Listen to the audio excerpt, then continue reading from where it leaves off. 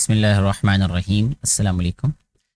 एक व्यूअर ने मुझसे ये पूछा है कि एक्सरसाइज जो 2 है unit number 6 geometry class 4 mathematics, इसमें क्वेश्चन दिया गया है जो कि क्वेश्चन नंबर 4 आपको नज़र भी आ रहा होगा स्क्रीन पे कि measure the angles in the following figures and write their names as well.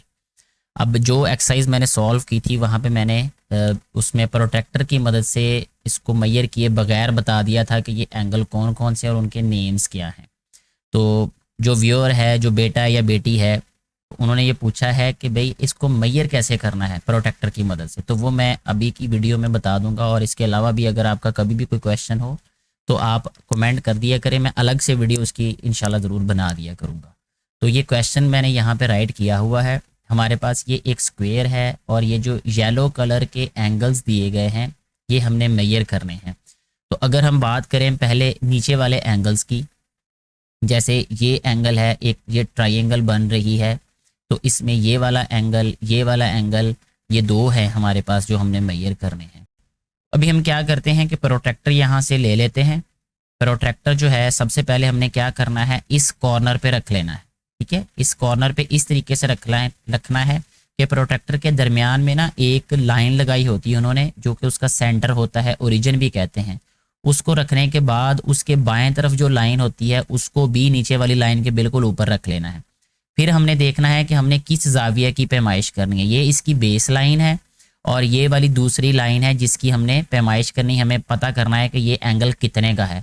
तो अगर आप गौर से देखेंगे, मैं इसको और थोड़ा सा बड़ा कर देता हूं ताकि आप लोगों को ये वाज़े नज़र आ जाए। अब आप देखें यहाँ पे ये 90 का एंगल, 90 का जाविया जो है ये बन रहा है। इसका मतलब ये है कि ये जो हमारे पास जाविया है इसके दरमियान में, इस लाइन और इस लाइन के दरमियान में ये है 90 का जाविया। ठीक है, और जो 90 का जाविया होता है, 90 डिग्री का एंगल होता है, उसको कहते हैं राइट एंगल। ठीक है, राइट एंगल जो है, अब नीचे आपने लिख देना है। अब मैं वो एंगल नहीं राइट करूंगा, मैं जस्ट आपको मेजर करना बताऊंगा यहाँ पे।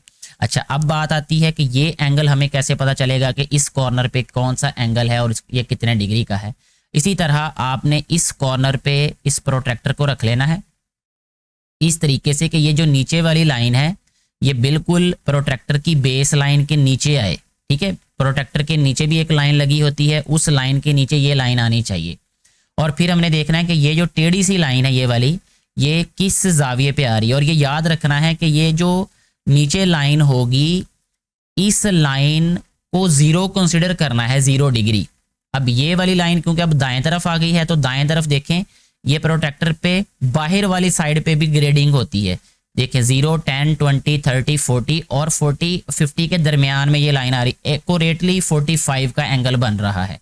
तो इसका मतलब कि हमारे पास ये जो एंगल है इसको हम लिखेंगे यहाँ पे 45 डिग्री। ठीक है जी, ये 45 डिग्री का एंगल आ गया, ये 90 का एंगल आ गया। मजीद मैं ये भी बताना चाहूँगा कि ये वाला जो बॉक्स होता है ना, ये जहाँ भी कहीं आप देखेंगे ना टू परपेंडिकुलर लाइंस के दरमियान में, तो वो ये बॉक्स लिखा होगा, ये भी अलामत होती है कि ये राइट एंगल है ये। ठीक है, अब ये मेजर करके हमें पता चल गया कि ये 45 का एंगल है। ये 2 एंगल हमें पता चल गए। और जो 45 का एंगल होगा, यानी कोई भी एंगल जो 90 से छोटा होता है उसको हम कहते हैं एक्यूट एंगल।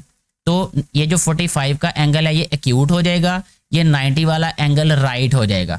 अब हम आ जाते हैं इस ट्राइंगल में, ये जो ऊपर एक और ट्राइंगल दी हुई है।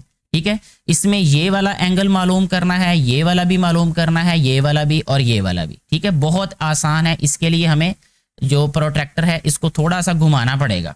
ठीक है, और घुमाएंगे कैसे, ये जो प्रोट्रैक्टर है अभी हम इसको थोड़ा सा घुमा लेंगे, यहाँ पे टिल्ट कर लेंगे। टिल्ट इस तरह करना है कि ये इस लाइन के बिल्कुल जो है वो नीचे आ जाए, दूसरी लाइन इसकी। ये देखें बिल्कुल सीधा हमने इसको करना है, ये लाइन बिल्कुल सीधी आनी चाहिए। अच्छा, जब लाइन बिल्कुल सीधी आ जाएगी तो हम गौर करें ये इसके सेंटर में रख के, ठीक है, कि ये वाला एंगल यहाँ पे 0 है और यहाँ पे 180 है। ठीक है, तो इसका मतलब ये हुआ कि ये वाला जो एंगल बनाया हुआ है उन्होंने, इस एंगल की मैं बात कर रहा हूँ अभी इस वक्त। ठीक है, ये वाला एंगल कितने का है, 180 डिग्री। ठीक है, 180 डिग्री का जो एंगल होता है उसको कहते हैं स्ट्रेट एंगल। तो ये वाला जो एंगल होगा, ये जो जिसपे मैंने 180 डिग्री लिखा है, ये इसको हम लिखेंगे स्ट्रेट एंगल। ठीक है, अब इसकी बात कर लेते जो इस कॉर्नर पे है। जब इस कॉर्नर वाला एंगल हमने मेजर करना है तो उसके लिए हमें क्या करना पड़ेगा, इस जो प्रोट्रैक्टर है इसको उल्टा कर लेना है। इसको उल्टा कर लें या अपने पेज को, बुक को उल्टा कर लें, क्योंकि मेरे पास अभी ऑप्शन नहीं है पेज को उल्टा करने की, मैं एलसीडी को तो उल्टा ही ना कर सकता अभी। ठीक है, तो मैं क्या करूंगा, इस प्रोट्रैक्टर को उल्टा कर दूंगा क्योंकि ये मेरे पास ऑप्शन मौजूद है। तो आप देखें ये जो बिल्कुल सीधी लाइन है ये 0 पे होगी, इसको 0 कंसिडर करना है, जो बिल्कुल सीधी लाइन है।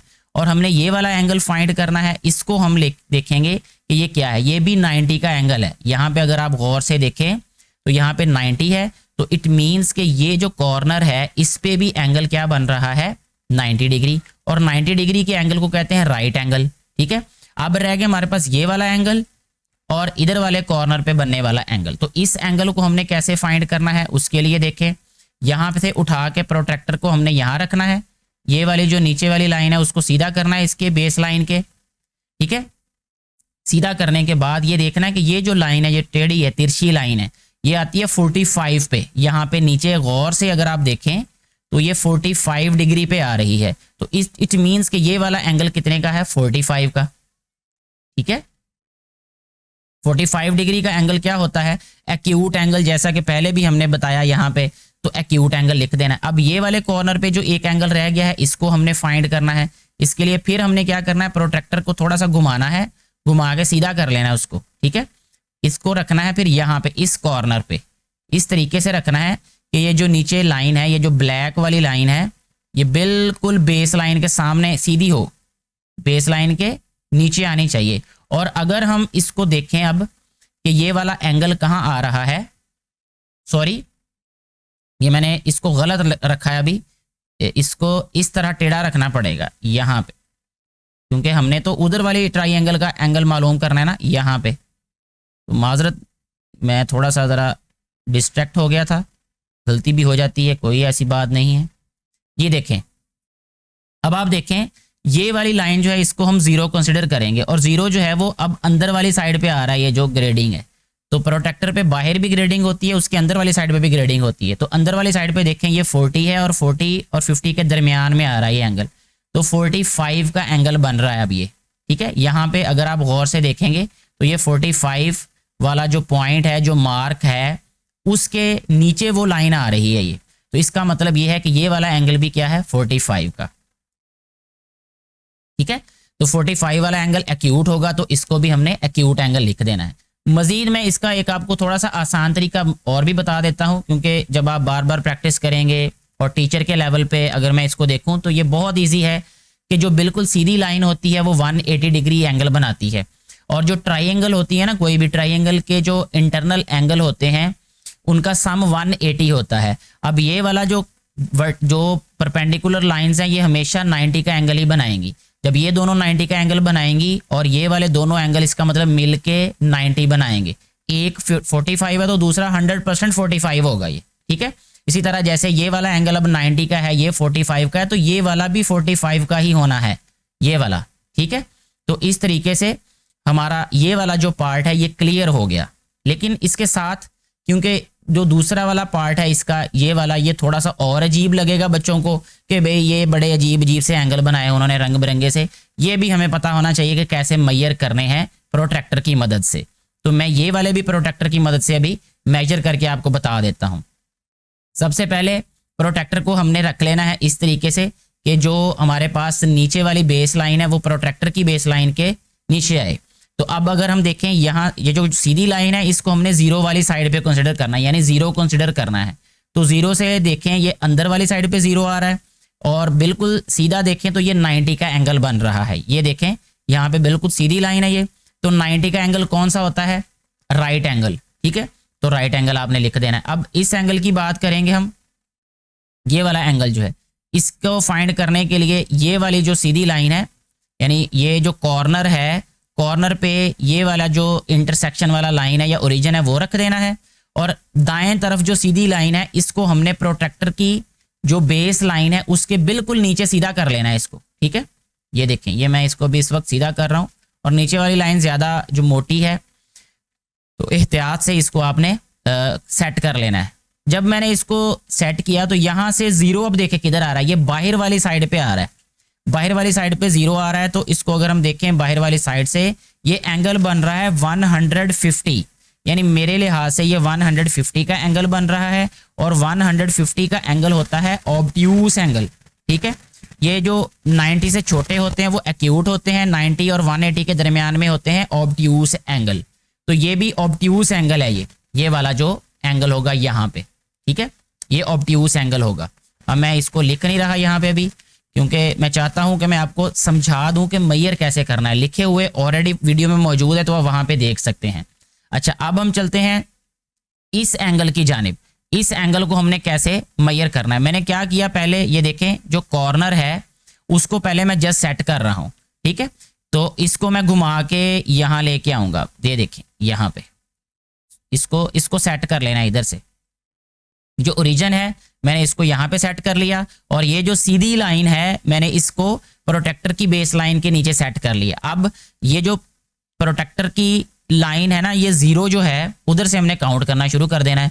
तो ये देखें यहाँ से इसको राइट साइड पे अब हमने आना है। जब राइट साइड पे आएंगे तो ये 55 का एंगल बन रहा है। यहाँ पे 55 का एंगल क्या होगा, हमें पता है कि 90 और 0 के दरमियान जो एंगल होते हैं उनको कहते हैं एक्यूट एंगल।